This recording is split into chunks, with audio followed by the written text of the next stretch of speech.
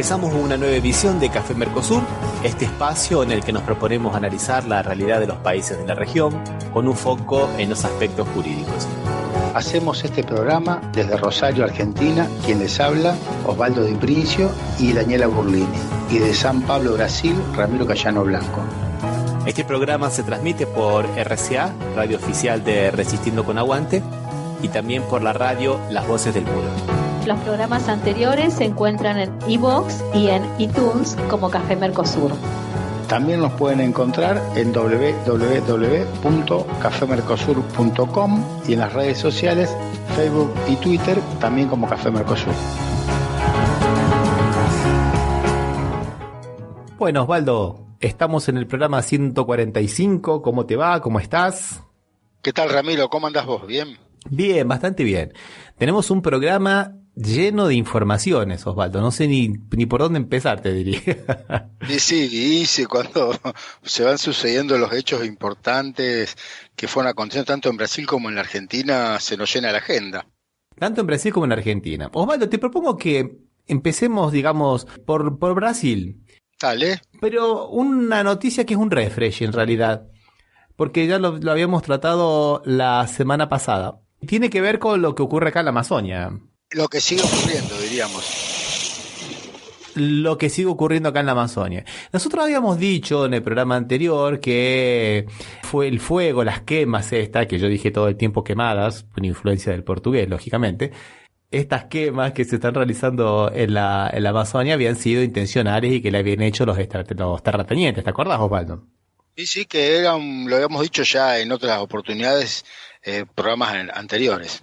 Claro, porque es la práctica que ellos tienen. Lo que ha salido ahora, la novedad, es que lo hicieron organizadamente, Osvaldo, a través de un grupo del WhatsApp. Se organizaron los mensajes a través del día 3 de agosto e iniciaron las quemas el día 10 de agosto. Y lo hicieron para mostrar su adhesión a las políticas de Jair Bolsonaro. Digamos, entre otras cosas, ¿no? Lo hicieron también para ganar tierra, para poder expandir la frontera del agronegocio, ¿no es verdad, Osvaldo? Sí, tal cual. Sí, no habrá sido el único destino a apoyar a Bolsonaro, sino apoyar también sus ingresos, ¿no? Claro, sí. Esto fue descubierto por una radio local, cuyo periodista lo han perseguido por las redes sociales y lo han amenazado inclusive, y Jair Bolsonaro decretó que por 60 días se prohibiesen todas las quemas en todo el territorio. Bueno, ya dio un pasito para atrás, porque dijo, bueno, no en todo el territorio nacional, sino solo en las áreas que están, digamos, cerca de la Amazonia. Claro. Donde se quemó ya no quemen más, dijo, claro.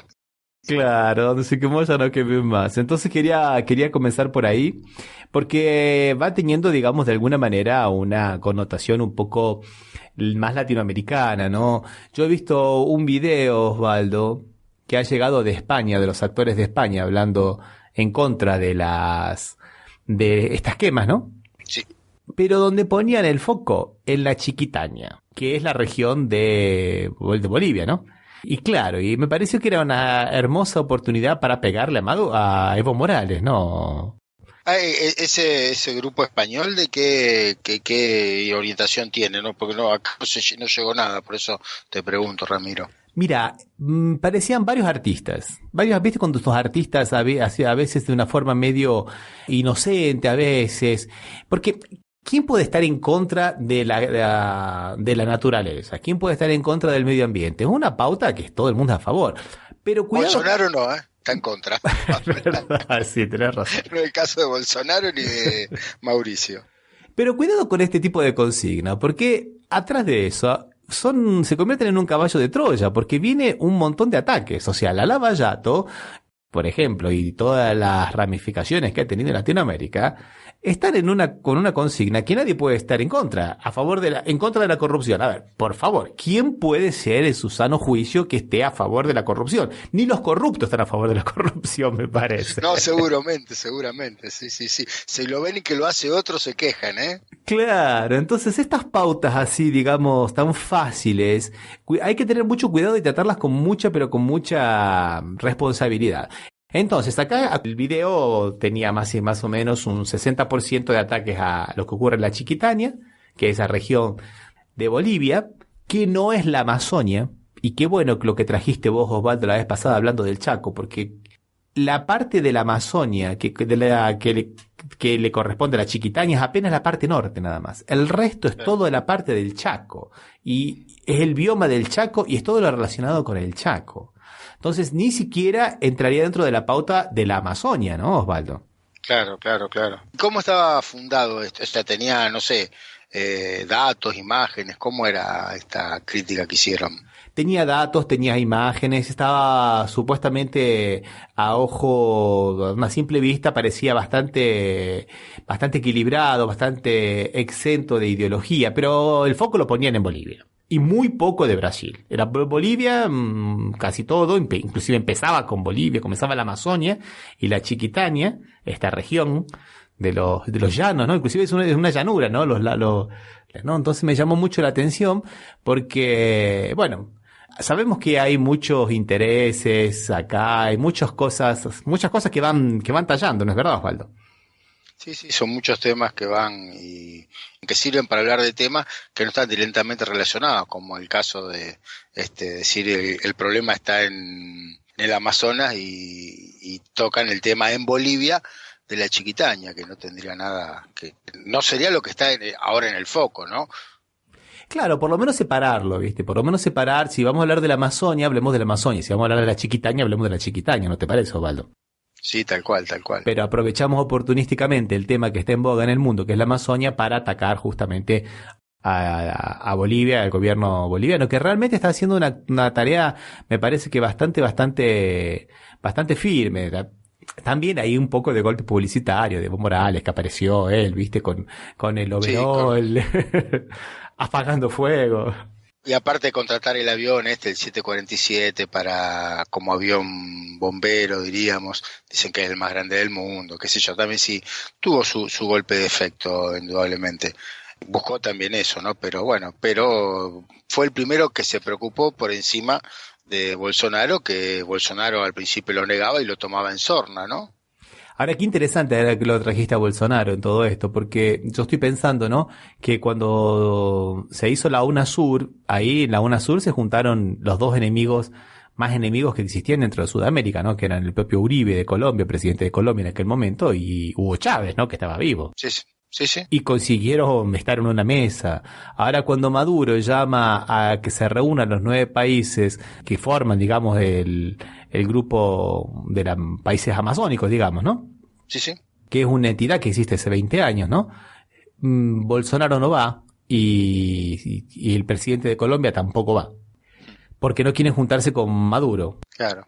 La convocatoria la hace Evo Morales y tampoco van porque no quieren juntarse con Maduro. Pero Bolsonaro se junta para hablar de la Amazonia con Piñera de Chile, ¿no? Sí, qué importante, ¿no? ¿Qué trascendencia tiene para Chile la Amazonia? ¿Eh? Sí, porque vos no sabés, pero en la puna de Atacama sí hay un túnel que une con la Amazonia que nadie lo conoce, ¿viste? ¿Qué tiene que ver? Nada que ver. Que le cambia el clima. Claro. O sea, el clima seco lo hace más húmedo, qué cosa. No, sí, realmente lo tenemos que tomar, de reírnos un poco porque es gracioso, Osvaldo, porque es gracioso, realmente es cómico cómo no puedan ponerse de acuerdo cuando figuras mucho más emblemáticas y con mucho más peso político lo pudieron hacer en el pasado, ¿no, Osvaldo? Sí, tal cual. Pero eso me parece que tiene que ver, a ver, ¿qué te parece? Esto es una teoría que estoy tirando, Osvaldo. Me parece que tiene que ver un poco con la radicalización de la política de los Estados Unidos con relación a América Latina, ¿no? Al discurso, ¿no? Digamos, de aislamiento absoluto de Venezuela porque sirve a los intereses de los Estados Unidos. Y bueno, y a este direccionamiento casi absoluto que tienen muchos países con relación a la política de la Cancillería americana, ¿no te parece, Osvaldo? No, sí, tal cual. De todas maneras, también se ve que la política exterior norteamericana en el último tiempo, después de lo que pasó con las elecciones acá en las primarias abiertas en las PASO en la Argentina, cambió un poco el discurso con respecto al gobierno de Macri y tampoco hablando del gobierno de Alberto, pero no entiendo la agresividad que tenía antes. También se fue ubicando un poco, pero es cierto que su política tiene casi como centro aislar totalmente a Venezuela, que en realidad el tema de Venezuela es sus riquezas naturales, que son justamente las que necesita tanto en metales raros como en petróleo y gas y demás materias primas que necesita Estados Unidos. O sea, creo que el foco de su política exterior está visto de ahí y quieren encaminar, como bien vos dijiste, a todos los países latinoamericanos en ese sentido para otorgar el total aislamiento de Venezuela. Qué interesante, Osvaldo, porque también tiene que ver con otro recurso que tiene Venezuela, que por ahí no le estamos dando la suficiente importancia, que es el oro. Principalmente después de la corrida del oro que están disputando tanto China como la Rusia de Putin, en el momento en el cual se está intentando cambiar el patrón dólar, ¿no? Inclusive el Reino Unido ha llamado esta semana a que las acciones internacionales no se rijan más a través del dólar. O sea, habrá que buscar una moneda, digamos, que tenga algún tipo de respaldo, y tanto China como Rusia están comprando todo el oro que puedan comprar para que sus monedas tengan algún tipo de respaldo, porque es necesario eso. Y eso también tiene que ver con la loca, digamos, desesperación que tiene Jair Bolsonaro de explotar la mineración en la Amazonia, porque en la Amazonia hay oro. Si en Venezuela hay oro, que hay más o menos, se calcula que el 20% de la reserva aurífera del mundo, no veo por qué no haya en la Amazonia, ¿no? O sea, la veta de oro no tiene pasaporte, no para. Sí, seguramente no llega. Hasta es como podríamos pensar en el cobre que se explota en Chile y que se explota en la Argentina también, ¿no? Porque media solamente la cordillera de los Andes, pero que de los dos lados evidentemente se puede ingresar a las minas, ¿no? Y seguramente entre Brasil y Venezuela debe pasar lo mismo. Parecería que el destino está puesto en aislamiento en función de sus riquezas naturales.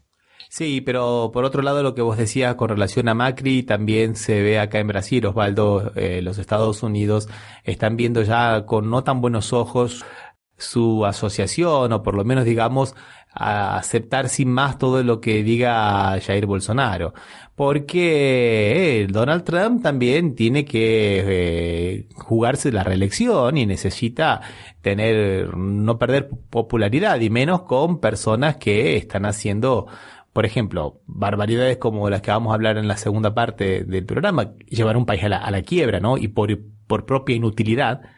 O, por ejemplo, Jair Bolsonaro, que se está convirtiendo en el enemigo favorito de todo el mundo. O sea, está bien oponerse a Bolsonaro, ¿no? Parece que queda bien, que da votos.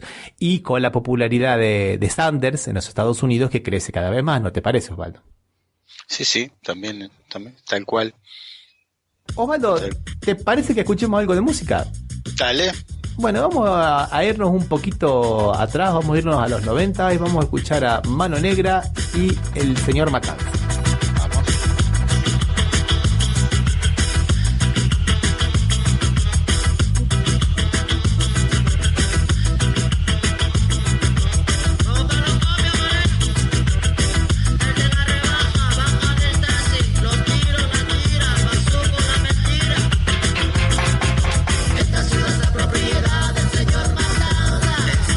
Esa mina y esa finca y ese mar, ese paramilitar, su propiedad del señor Matanza.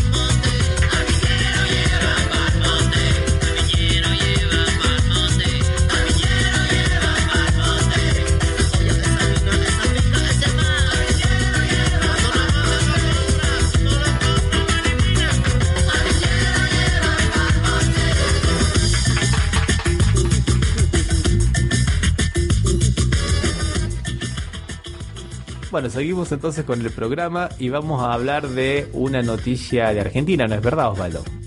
Sí, una noticia que volvemos a tratar, pero la vez anterior habíamos puesto en duda el procesamiento de Báez y de Cristina Fernández de Kirchner en la causa de las rutas en la provincia de Santa Cruz, porque habíamos hablado de que tiene una serie de irregularidades, pero como siempre al juez mucho no le importaban porque su única intención era la persecución de CFK y de Báez, ¿no?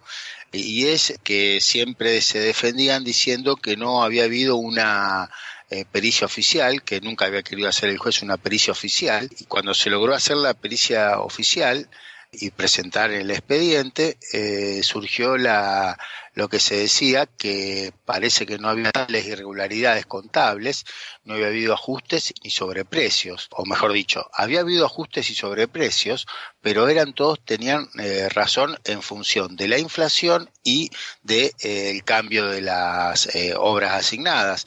Por ejemplo, una ruta que era pavimentada pasó a ser una autovía que en lugar de tener 2 manos tiene 4, entonces el costo era mucho mayor que había contratado originariamente.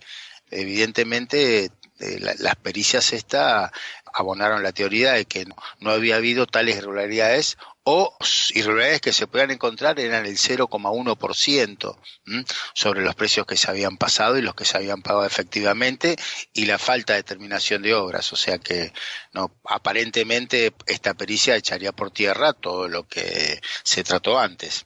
También podríamos agregar que una de las cuestiones que se alegaban para decir que había habido sobreprecios era que como el contrato se había caído porque decían de los incumplimientos de la constructora de Lázaro Báez y del tema de las coimas y todo eso a Debido y a CFK, con todo esto se decía que entonces se cayó ese contrato y se pidió la recotización para que lo hiciera otras empresas. Y dice, los costos ofrecidos son muchísimo menores. Claro, si la mayoría de la obra estaban hechas, por lo que quedaba seguramente iba a ser menor costo.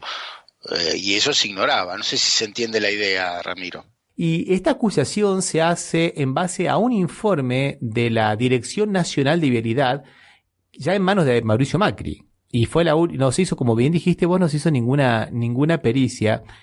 Y es interesante porque se procesa a la empresa, que como constructora, ¿no? A la empresa de Lázaro Báez, y a la expresidenta, y no a ninguno de los gobernadores, siendo que son obras provinciales. Claro. Y no se procesa al director nacional de vialidad y de la provincia de Santa Cruz. De las 51 obras se tomaron nada más que 5 obras para hacer una especie de muestreo general, como si la justicia funcionase así con muestreo, ¿no? Esto es bárbaro esto, Osvaldo. Yo maté 50 personas y para ver si la maté a las 50 me van a hacer el ADN sobre 5 cuerpos, ¿no? O sea, sí. Y si 5 me dan positivo, bueno, maté 50. Esto nunca se vio en la historia jurídica. Esto es una aberración. Y como no se pudo hacer ni siquiera esas 5, y aún así se elevó el juicio oral. Y esto está pendiente de nulidades en la Suprema Corte de Justicia, Osvaldo. Porque no puede ser que se inicie un juicio cuando se inicie un juicio, es bien digo, un juicio oral cuando no está la etapa previa terminada. O sea, esto es una barbaridad. Aparte de la pericia hecha por los ingenieros, uno por los jueces, otro por la fiscalía y otro por la defensa, los peritos coinciden, o sea, aún los de los jueces y aún los de la fiscalía, con que las acusaciones de que las empresas de Lázaro Báez no tenían capacidad técnica para hacer las obras y se las favoreció de manera irregular, los mismos ingenieros del mismo fiscal, que es el que acusa, destrozan esa acusación y sostienen que al momento de traer las obras se dio cumplimiento al pliego citación en todos los casos, o sea, que no había razón para sostener que carecía de capacidad técnica para hacerla. Otra acusación es que existió una maniobra con la modificación de las obras. También dijeron que no fue así, ya que la redeterminación de costos y plazos fueron razonables. Las modificaciones fueron razonables y la ejecución cumplió e incluso superó lo contratado. Si no nos olvidemos quiénes dicen, los 3 peritos. Y otra fue que algunas demoras fueron razonables, como el caso de una parte de la ruta en que había caños de YPF enterrados donde pasaba la ruta y tenían que sacarlos, y el único que los podía sacar era YPF y tenía que modificar la traza de estos caños. entonces no se pudo hacer en tiempo y en forma porque el que se demoró fue YPF, como también que no se habían sacado todas las familias que habitaban en los terrenos. O sea, los tres peritos coinciden en que estas acusaciones eran injustificadas y sin sentido. Acá hay un periodista, Osvaldo, que es bastante de derecha, un liberal asumido, que él dice que en Brasil se ha creado un derecho penal especial para Lula. Derecho penal.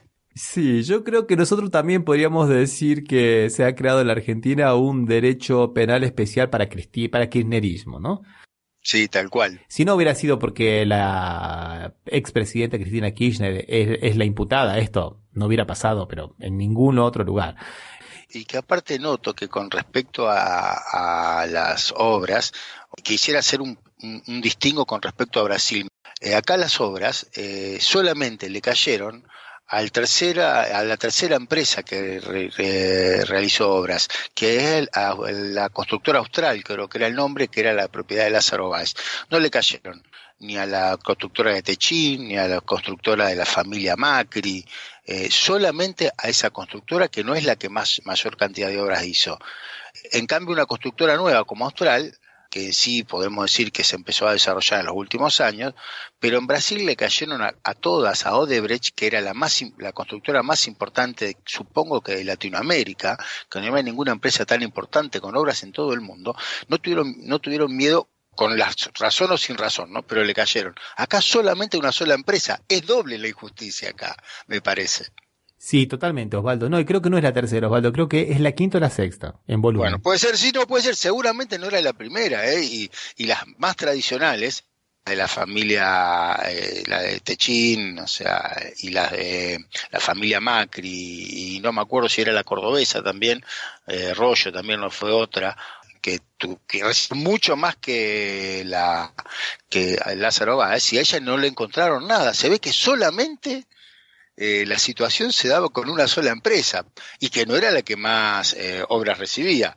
Parece bastante extraño, ¿no? Por eso Cristina decía, bueno, hagamos la causa de toda la obra pública, no la de Santa Cruz nada más. Hagámosla de todas, porque esta empresa es de Santa Cruz y claro que las otras empresas que van a llevar empleados a Santa Cruz donde 6 meses del año prácticamente no se pueden trabajar, donde hay que tener empleados locales, donde, claro, esas obras, ese chiquitaje, digamos, esas obras menores se las dejaban a la empresa local, que era esta que dijiste vos, y las otras grandes se las quedaban ellas mismas. Es verdad lo que estás diciendo, no, pero decía lo del derecho penal contra el kirchnerismo justamente porque lo han condenado al vicepresidente Amadou Boudou a 3 años en suspenso por falsificación de documentos, Osvaldo. Por eso lo decía, sí. ¿no? Sí, no, indudablemente. Otra barbaridad, otra cosa que no tiene ni pie ni cabeza, por un contrato, un formulario de compra-venta entre particulares que después se registra, ¿no? Conocido en Argentina como el formulario 08 por el número, ¿no es verdad, Osvaldo? Sí, tal cual, sí, es un formulario de la Dirección Nacional el Registro Nacional de la Propiedad Automotor, sí, donde se establece la transferencia de un propietario a otro del vehículo, y eso es lo que lo que se falsificó que corresponden 3 años, ¿no? Le dieron de prisión. 3 años de prisión en suspenso. Detalle. Él no falsificó los documentos, los falsificó el gestor. Él no estaba. El gestor también truchó la dirección de Amadou Boudou, que daba en un médano justamente para poder, digamos, tener, digamos, competencia en el área donde trabajaba. Y no causó ningún perjuicio a nadie. O sea, no hubo fraude al Estado, no hubo absolutamente nada. O sea, no hubo ningún bien jurídico afectado y, sin embargo, recibió pena de privación de la libertad. Y claro, inhabilitación para cargos públicos, ¿no? Ese mismo gestor otra cosa que es interesante, que ese mismo gestor ya había sido varias veces condenado por otros hechos anteriores. Se ve que este hombre tenía esa práctica. Que, vamos a ser sinceros, Osvaldo, todo el mundo las hace, ¿no? O sea, los gestores son lamentablemente los gestores se pasan de pícaros, ¿no? Se pasan de listillos y terminan haciendo todo ese tipo de prácticas como si fuera lo más normal y corriente. Y parece que el que más las realiza es aquel más eficaz, aquel que nos va a salvar los problemas, ¿no es verdad, Osvaldo? Sí, ellos se justifican diciendo que no, lo que pasa, si yo tengo que llamar a mis clientes todas las veces que haya que firmar, hay que hacer cola, pedir turno, estar esperando. Entonces, y en los registros ya lo saben y hacen la vista gorda. O sea, todas cosas que realmente son ciertas, ¿no? Pero no, ninguna había terminado con la privación de la libertad o la pena a un integrante del Poder Ejecutivo. Por unanimidad parecería, ¿no? Y de todos los casos en los que a este gestor lo condenaron, nunca los condenaron a los dueños de los vehículos, ¿no? O sea, eso es interesante. Eso Y bueno, detalle de la legislación, el nuevo derecho penal, Ramiro. Sí, el nuevo derecho penal. Bueno, Osvaldo, escuchemos una canción, ¿qué te parece? Dale. Vamos a escuchar entonces a Tonoleki y Patricia Sosa cantando Mujer, Cántaro, Niño. Arachera, anilloso, yale, la carachera, la yale, arachera, anilloso, yale.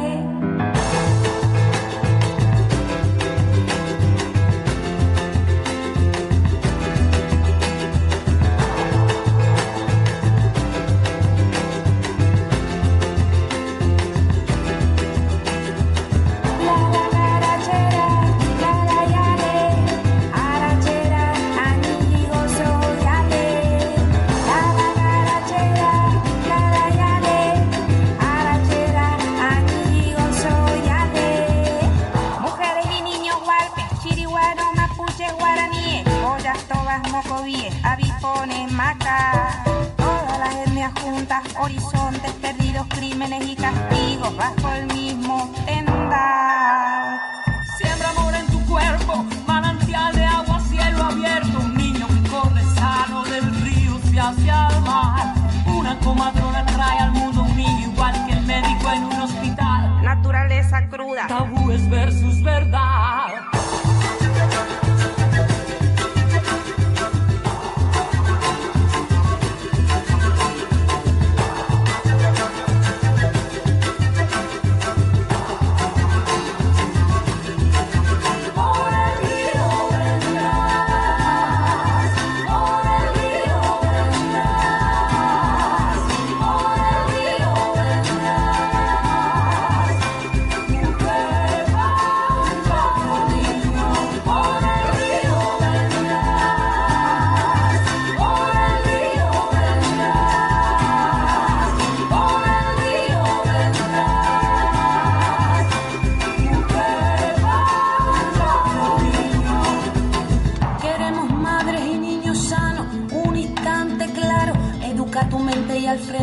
Ser diferente, habla continente herido, árbol estremecido, tu cuerpo es memoria de lo vivido. Siembra amor en tu cuerpo, manantial de agua, cielo abierto, un niño que corre sano del río hacia el mar.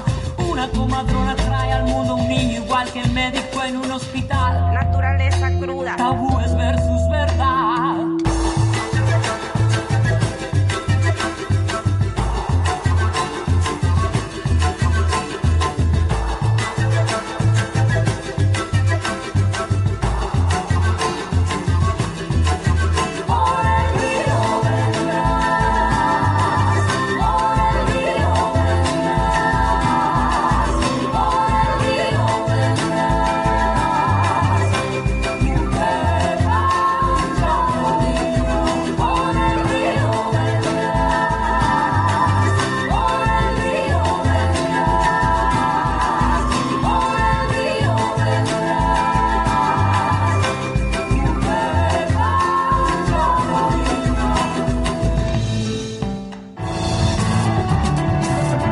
Estás escuchando Café Mercosur por las radios RCA, Resistiendo con Aguante Oficial y Las Voces del Mundo. Bueno, y vamos a hablar entonces, Osvaldo, del tema que todo el mundo está hablando, ¿no, Osvaldo? Aparte de la Amazonia, de la crisis en Argentina. Lamentablemente estamos en los titulares de todos los periódicos del mundo y no por un buen motivo, ¿no es verdad, Osvaldo?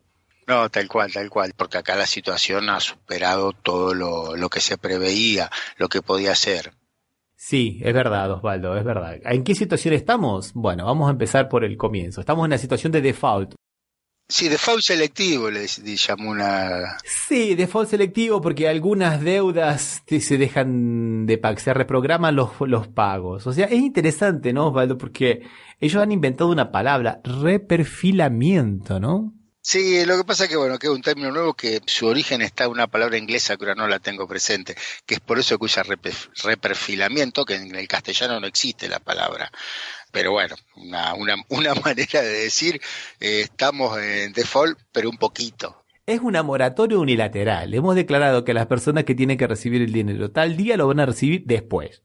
¿Ah? Un poquito lo van a recibir un día, otro poquito lo van a recibir a los 30 días y otro lo van a recibir a los 60 días. Es que coincide exactamente con el nuevo gobierno, o sea que este gobierno está pateando para adelante las deudas, dejándole todo para que lo resuelva el gobierno que viene, ¿no es verdad, Osvaldo? Ellos creo que están descontando que no serán ellos, ¿no?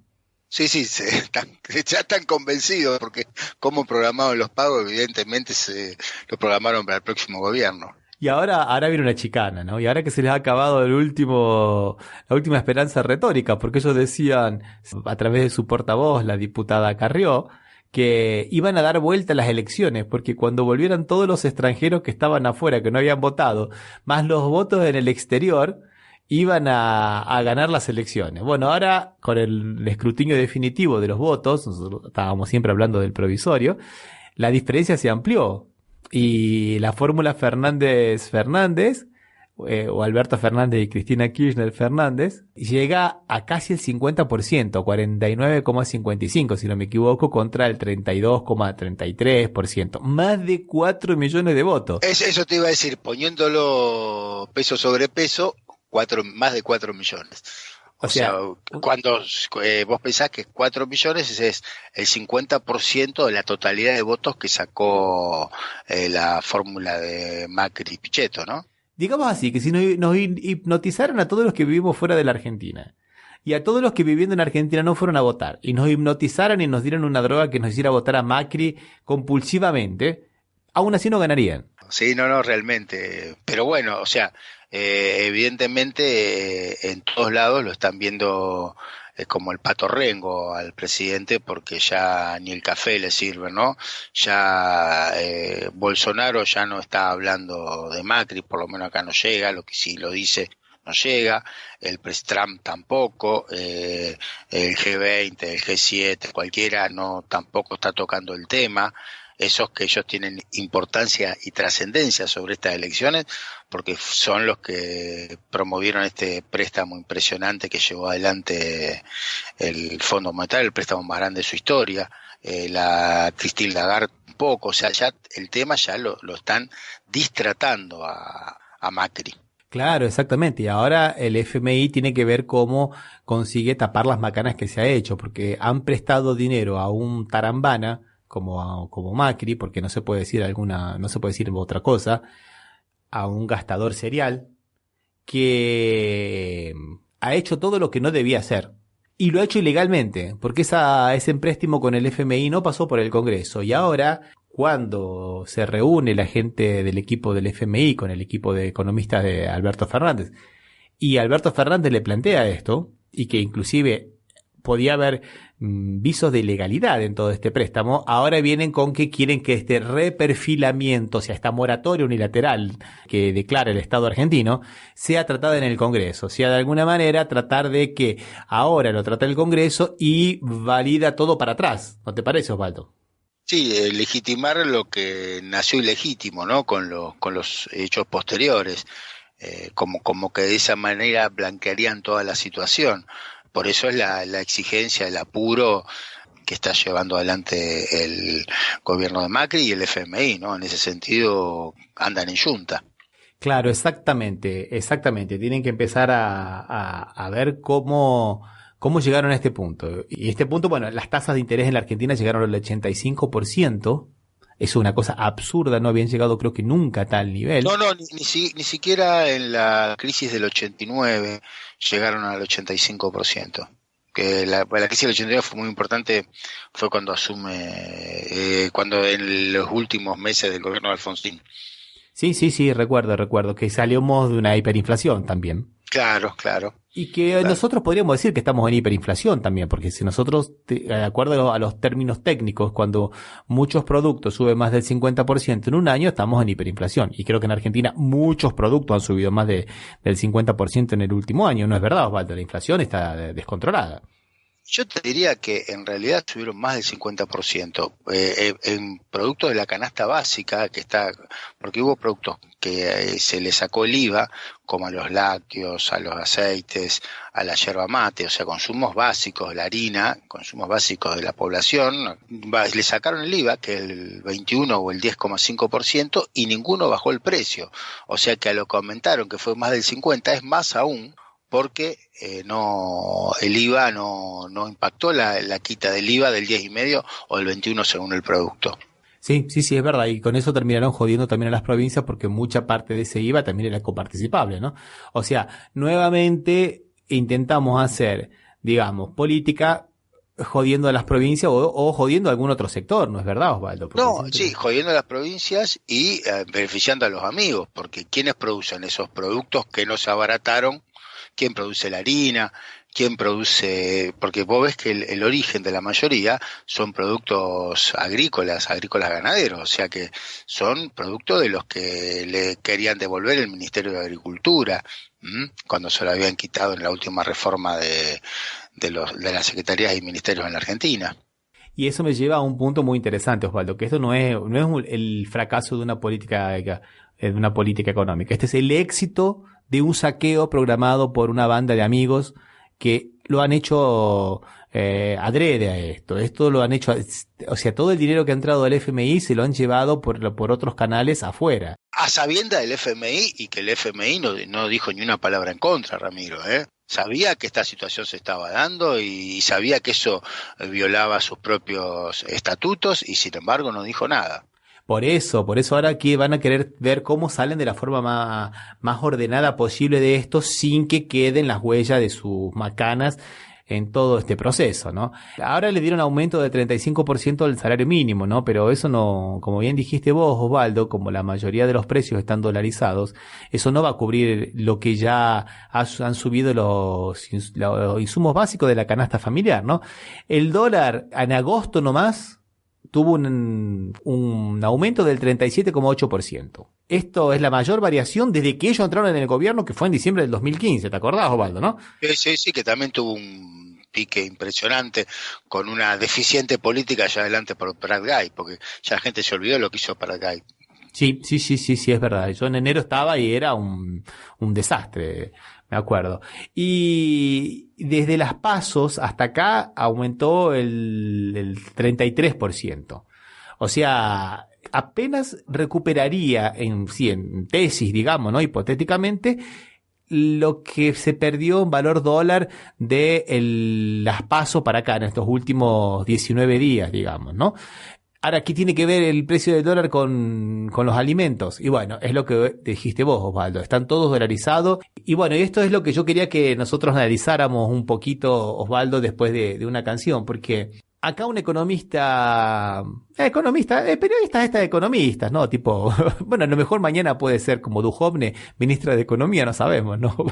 Sí, porque pasó de estar en TN al Ministerio de Economía, mediando la amistad o compartir colegio con el presidente, le alcanzó para ser ministro de Economía. Entonces, todo una economista de la Globo acá, no vamos a decir el nombre porque la idea no es ella, sino lo que ella dice, dijo que en realidad el problema de Macri es que él hizo reformas, pero que las reformas no fueron suficientes. Esto es fantástico, porque yo lo he escuchado en varios lugares a esto. Lo he escuchado a varios economistas, inclusive algunos con economistas libertarios, que es como se dan a llamar ahora, ¿no? Tipo Milei, de España, en varios países. No, lo que pasa es que no fue al hueso, no fue lo suficiente. Y es más o menos como decir que una persona está enferma y en vez de darle medicina le damos veneno, y cuando efectivamente se muere, como es lo normal que pase, digan que la persona se murió porque el veneno era poco. Entonces me parece que a través de esa metáfora nosotros podemos ver cómo llegamos hasta este punto. ¿Qué te parece, Osvaldo? Sí, tal cual.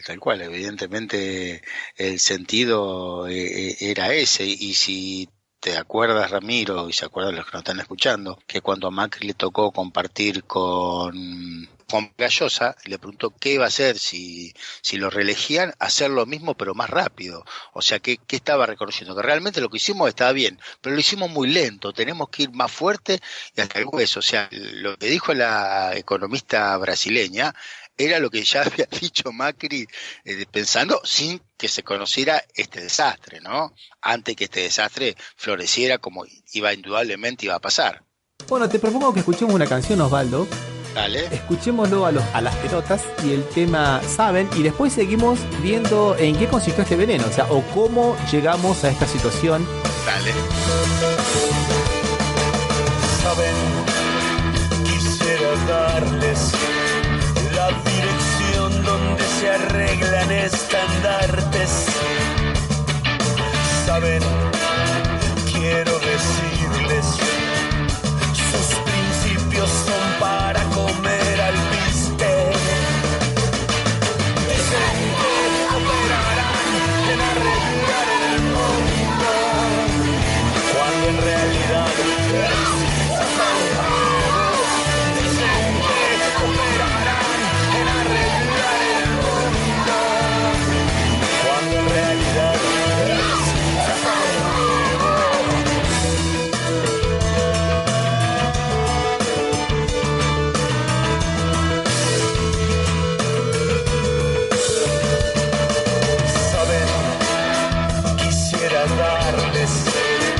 la dirección donde se sacan las caretas. Saben, quiero decirles, sus pensamientos solo llevan a la nada. Dicen que operarán en arreglar el mundo, cuando en realidad operarán en arreglar el mundo, cuando en realidad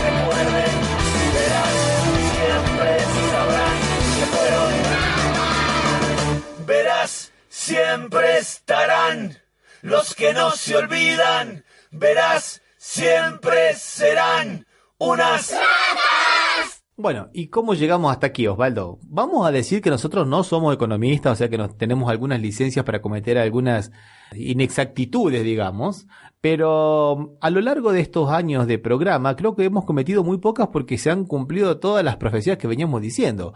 Como decía Arturo Jaureche, ¿no? La economía cuando te la complican es porque te quieren joder, ¿no? O sea... Tal cual, tal cual.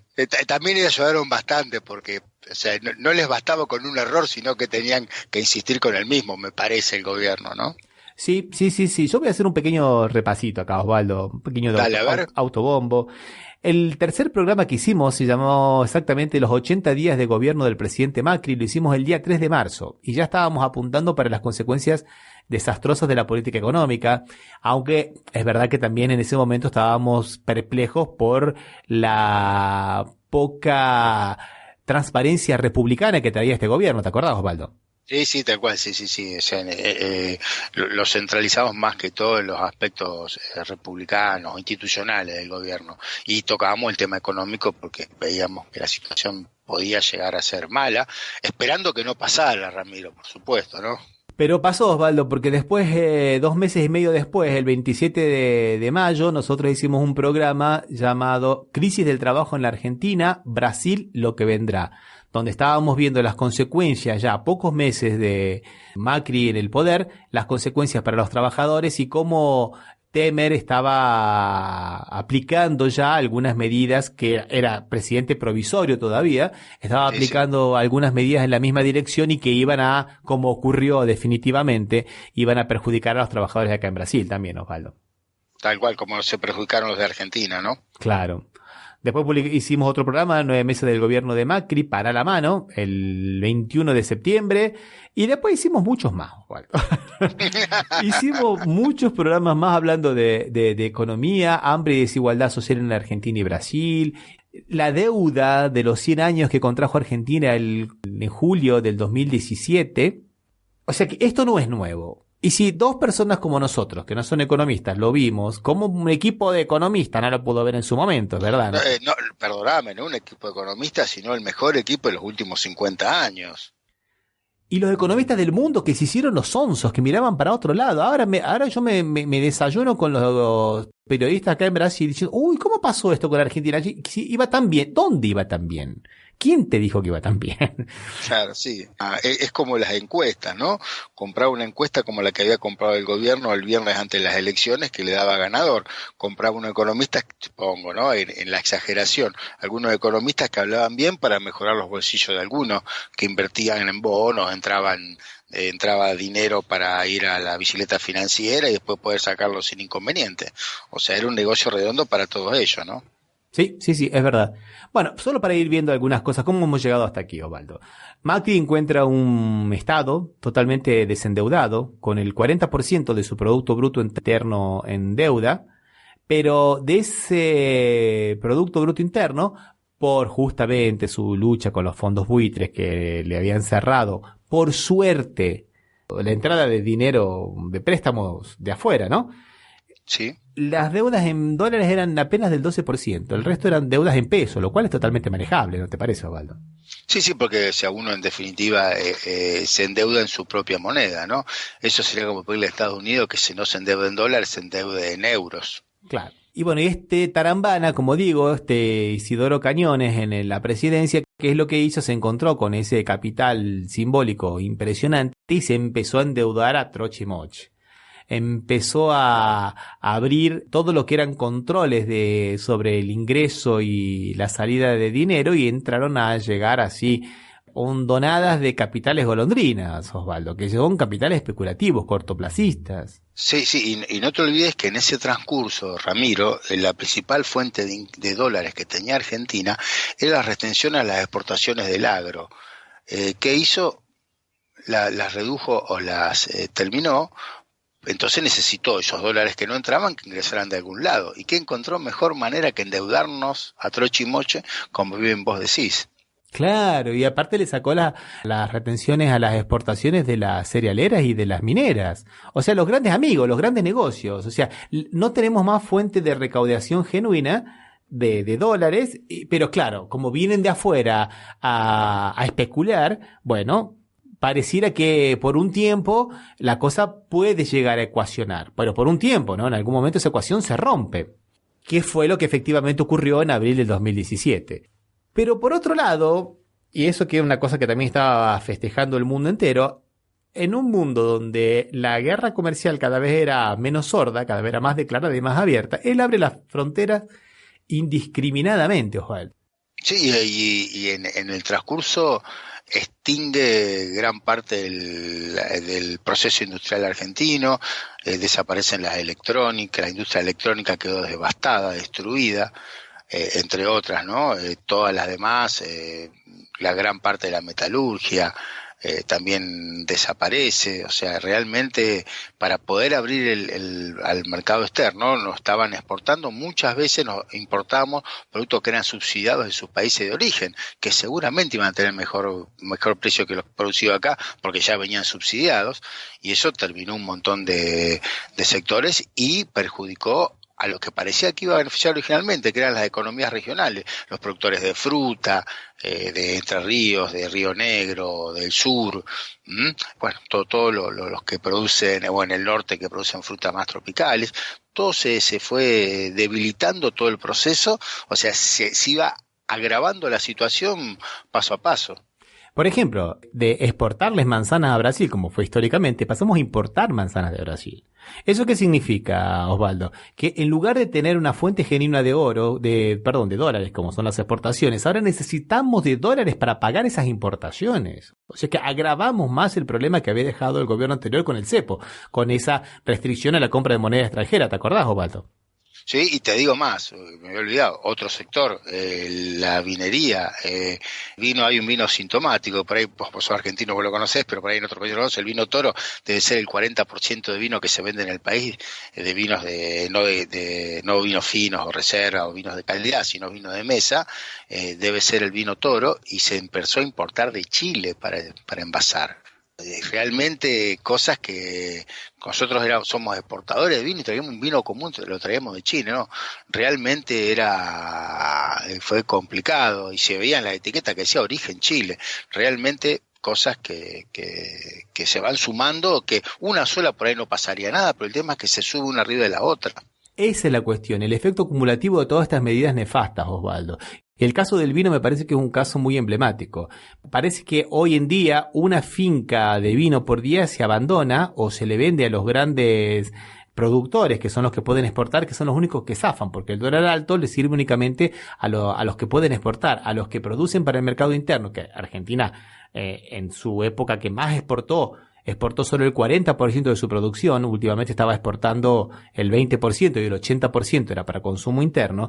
Tiene que pagar, por ejemplo, en dólares todo lo que son los insumos agroquímicos para poder trabajar la tierra. Y eso está en dólares. Pero todos los insumos, aparte los toneles de roble, son franceses o norteamericanos. O sea, todos los insumos, la mayoría de los insumos son de producción extranjera, menos lo más importante que es la uva para el vino. Tienen que pagar el agua porque Mendoza, por ejemplo, es una región desértica. Y la tarifa del agua, hemos visto que Macri las ha subido terriblemente, ¿no? Y si la gente tiene, digamos, la posibilidad de sacar de las napas, de un pozo para poder regar, bueno, tiene que pagar la luz, que está en dólares, para poder sacar. O sea, es realmente un absurdo lo que han destruido. Estos van a dejar tierra arrasada, Osvaldo.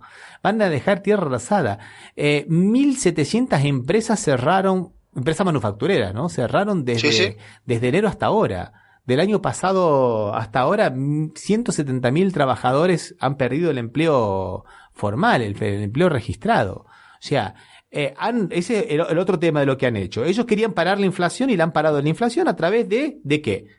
De la demanda. Han bajado en términos reales los salarios, han bajado las jubilaciones, el poder adquisitivo de las jubilaciones, han bajado en dólares el salario, ¿no?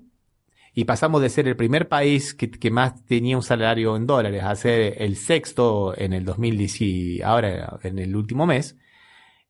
Y han aumentado la oferta.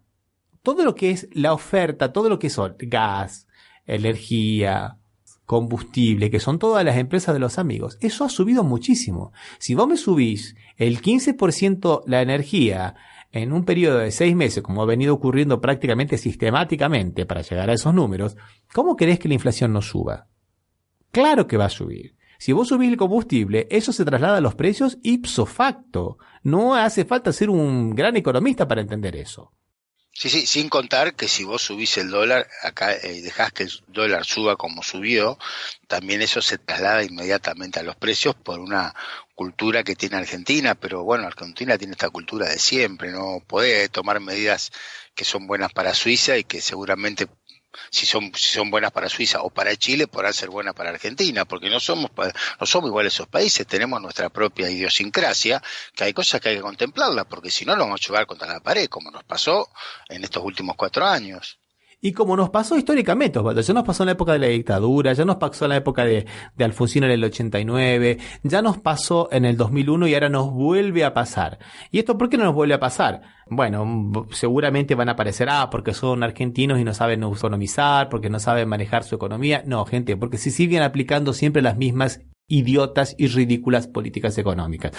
Las veces que no se han aplicado, que son en algunos periodos de Argentina, son cuando nos tildan de populistas y son las únicas veces que se ha saneado la economía en el país, Osvaldo. Sí, la única manera que se ha salido de las crisis fueron con esas políticas y no con estas políticas de apertura neoliberales que Argentina no es un país por una, creo que también una cuestión, su estructura económica no es una, o sea, escuchaba una vez decir, ¿no? Por ejemplo, comparado con Chile, que Chile es muy fácil negociar porque produce 3 cosas, produce fruta, produce cobre y produce no sé qué, y algunas verduras, nada más. Entonces es fácil negociar porque no producen nada. Argentina tiene un montón de zonas y regiones que producen cosas, y si uno negocia con un país, bueno, yo te dejo entrar tal cosa, bueno, vos tenés que entrar tal otra, y así se va perjudicando cada región, ¿no? Como debe ser Brasil, que es un país inmenso y que tiene montones de regiones que producen diferentes cosas. Sí, es verdad, totalmente de acuerdo, Osvaldo, totalmente de acuerdo. Pero bueno, después vino en el 2017 el FMI, ¿no? El FMI salvando la patria, o sea, prestándole dinero a este irresponsable, y hemos llegado a esta situación. Así, como lo hemos venido describiendo a lo largo de todo este ciclo, ¿no es verdad, Osvaldo? Ramiro, no hay que olvidarse que vino el FMI después de haber dicho que era mentira. ¿Cómo es que le dijo al que era a Scioli? Le dice, ¿te parecés de 6, 7 y 8 con lo que está diciendo? Es mentira, cuando Scioli le dijo que iba a endeudarnos con el FMI de nuevo, ¿no?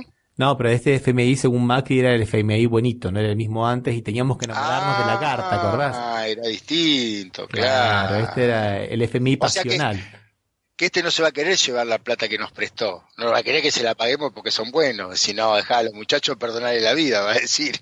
Tampoco va a querer ejecutar las garantías reales que le dio este gobierno irresponsablemente, cosa que habrá que ver si constitucionalmente se puede, ¿no?